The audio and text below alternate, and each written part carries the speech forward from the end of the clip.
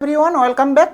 So আমি তোমাদের এখানে যে টপিকটা নিয়ে ডিসকাস করব সেটা হচ্ছে কি না ডুমার পদ্ধতি।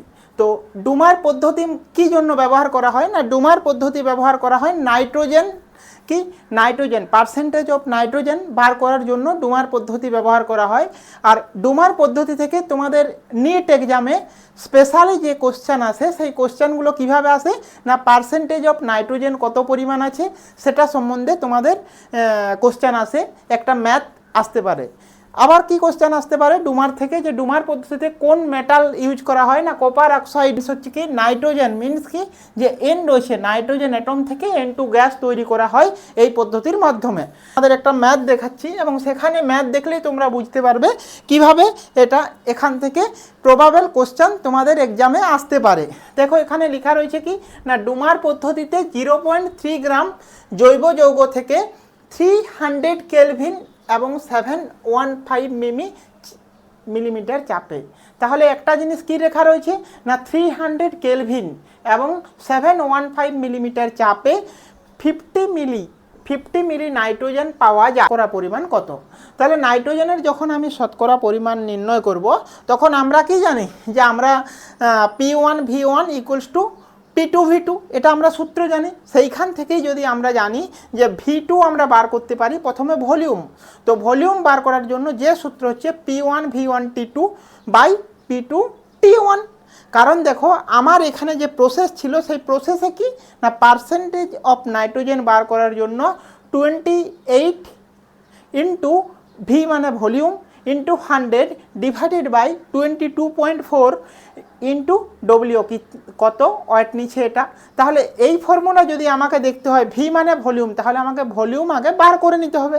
সেই ভলিউম বার করার যে ফর্মুলা রয়েছে সেটা হচ্ছে কি না P1V1T2 P2T1। কারণ কি রয়েছে দেখো P1 আমার এখানে সাপ্লাই করেছে কত না 300 কেলভিন প্রেসার, তারপরে কি রয়েছে তাপমাত্রায় নাইট্রোজেনের চাপ কত না 300 কেলভিন টেম্পারেচারে নাইট্রোজেনের চাপ কত এখানে দেখো 700 মিলিমিটার চাপ। আবার রয়েছে V1 মানে 300 কেলভিন টেম্পারেচারে তার আয়তন কত না 50 মিলিলিটার এবং এখানে P2 কত দিচ্ছে 760 মিলিলিটার এসটিপিটিতে আর V2 আমাকে বার করতে হবে। তাহলে টোটাল যদি আমি ক্যালকুলেশন করি V2-র মান তখন এখানে আমার যে মানটা আসবে তোমরা দেখো সেটা হচ্ছে কি না 41.9 মিলিলিটার আসছে। তার মানে একে যদি লিটারে করি তাহলে 0.0419 লিটার হবে। এরপরে আমি যদি পার্সেন্টেজ অফ নাইট্রোজেন ক্যালকুলেশন করি, আমরা পার্সেন্টেজ অফ নাইট্রোজেনের যে ক্যালকুলেশনের জন্য যে ফর্মুলা জানি সেই ফর্মুলাটা হচ্ছে কি না 28 into V2 into 100 divided by 22.4 into W. তাহলে আমরা কত ছিল 0.3 গ্রাম ছিল, তাহলে 0.3 বসালাম এবং কি এখানে V2-র মান কত বেরিয়েছে 0.0419 বসালাম। যখন এটা বসিয়ে আমি ক্যালকুলেশন করব তখন আমি দেখব এর মান কত এসেছে না 17.46%। এইভাবেই তোমাদের পার্সেন্টেজ অফ নাইট্রোজেন ক্যালকুলেশনের এখান থেকে অঙ্ক আসতে পারে নিট এক্সামেও। তারপরের যে পার্ট রয়েছে সেটা হচ্ছে কি না জেল-জাল পদ্ধতি। দেখো এখানে জেল-ডাল পদ্ধতি মানে কি এই যে কেটা দেখো এখানে উচ্চারণ করা হয় না, তো অনেক সময় তোমাদের এক্সামের সময় যদি জেল-ডাল না লিখে কে দিয়েও শুরু হয় কে জেল-ডাল পদ্ধতি। এই পদ্ধতিতে কি করা হয় এখানেও পার্সেন্টেজ অফ নাইট্রোজেন শতকরা কত পরিমাণ রয়েছে সেটা নির্ণয় করা হয়। যেমন মাটিতে নাইট্রোজেনের পরিমাণ কত সেই নাইট্রোজেন পরিমাণ নির্ণয় করার জন্য কি এই জেল-ডাল পদ্ধতিই ব্যবহৃত করা হয়।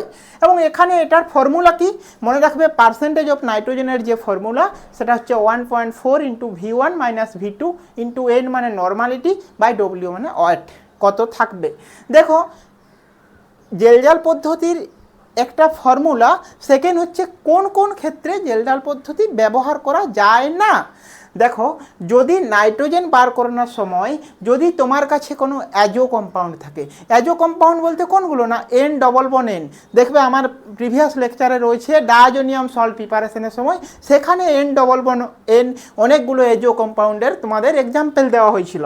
তারপরে সেই রকমভাবে কি ডাইএজো কম্পাউন্ড কোনগুলো না এই যে PH N2 প্লাস মানে এটা কি diazonium salt PHN2 plus Cl minus. তোমরা জানো না যে ডাইজোনিয়াম সল্ট কীভাবে প্রিপারেশন করে, এনিলিন নেয়, সেখানে এলিনিন নেওয়ার সঙ্গে NaNO2 HCl যদি দিয়ে দেয় তখন সেখানে ডাইজোনিয়াম সল্ট প্রিপারেশন হয়। তাহলে সেই রকম যদি ডাইজোনিয়াম টাইপ সল্ট থাকে সেই জন্য লিখেছে ডাইজো সল্ট, বা নাইট্রো যৌগ মানে প্যারানাইট্রো বেঞ্জিন বা নাইট্রো টাইপ কোনো তোমার যদি যৌগ থাকে, বা পিরিডিন। পিরিডিনের ফর্মুলা দেখবে কেমন না, এই যে নাইট্রোজেন রয়েছে এখানে, এটা পিরিডিন, তাহলে পিরিডিন এরকমভাবে কি পিরিডিন বা কুইনোলিন। তো এই সব টাইপ যদি কম্পাউন্ড থাকে, এই কম্পাউন্ডে পার্সেন্টেজ অফ নাইট্রোজেন ক্যালকুলেশন করা যায় না, কারণ এই কম্পাউন্ডগুলো কি অক্সিডেশন করে অ্যামোনিয়া ফর্মেশন করতে পারে না। তার জন্য এই কম্পাউন্ডগুলো থেকে কি না জেলজাল পদ্ধতির মাধ্যমে পার্সেন্টেজ অফ নাইট্রোজেন ক্যালকুলেশন করা যায় না।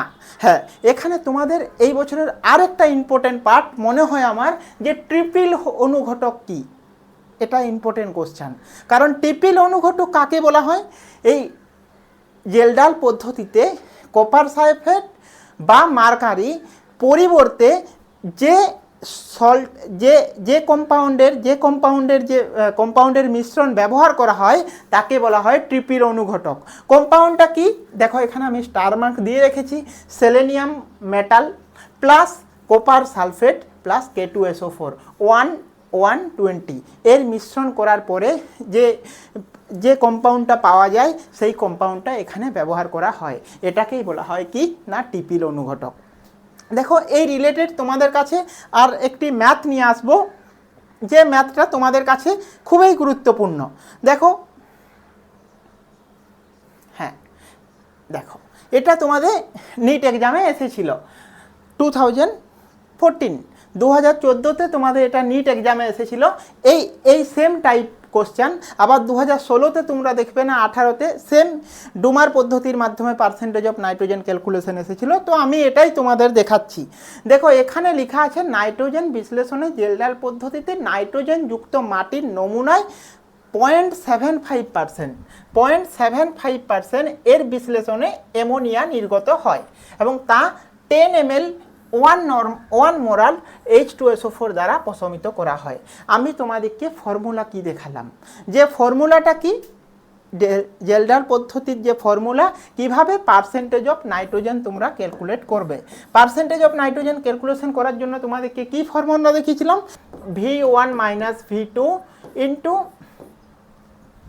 Divided by W into normality.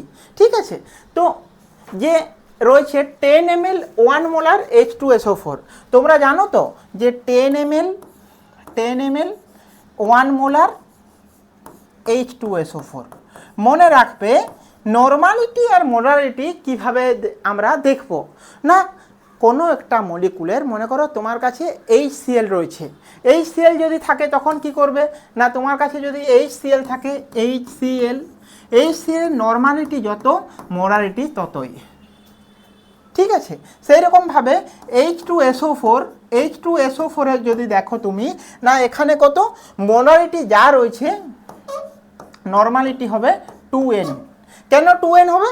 কারণ এখানে দুটো H প্লাস ফরমেশন হয়েছে, এই জন্য এর মোলারিটি কত না 2N হয়েছে।